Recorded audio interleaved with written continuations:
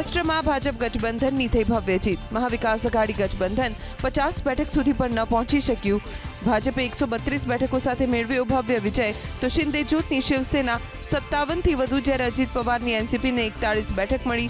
મહારાષ્ટ્રમાં ભવ્ય જીત બાદ મુંબઈથી નાગપુર સુધી કાર્યકરોએ જશ્ન મનાવ્યો. ભવ્ય જીત બાદ મુંબઈમાં આજે મળશે મહાયુતિના નેતાઓની બેઠક. નવી સરકાર બનાવવા માટેની થશે ચર્ચા. દેવેન્દ્ર ફડણવીસ, એકનાથ શિંદે, અજીત પવાર સહિતના નેતાઓ બેઠકમાં ઉપસ્થિત. નવા મુખ્યમંત્રી ઉપરાંત આગામી રણનીતિ પર ત્રણેય પક્ષોના નેતાઓ કરશે ચર્ચા. ભાજપના નેતાઓએ દેવેન્દ્ર ફડણવીસને મુખ્યમંત્રી બનાવવાની કરી માંગ. મુંબઈમાં ફડણવીસ, અજીત પવાર અને એકનાથ શિંદે યોજી સંયુક્ત પ્રેસ કોન્ફરન્સ.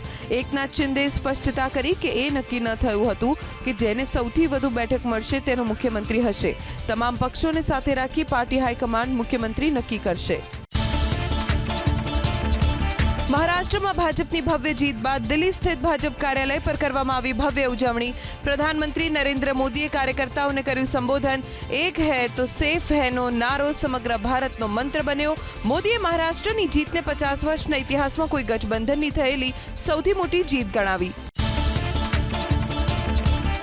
અજીત પવારની પાર્ટીની ભવ્ય જીતને લઈને એનસીપીના કાર્યકરોએ કરી ભવ્ય ઉજવણી.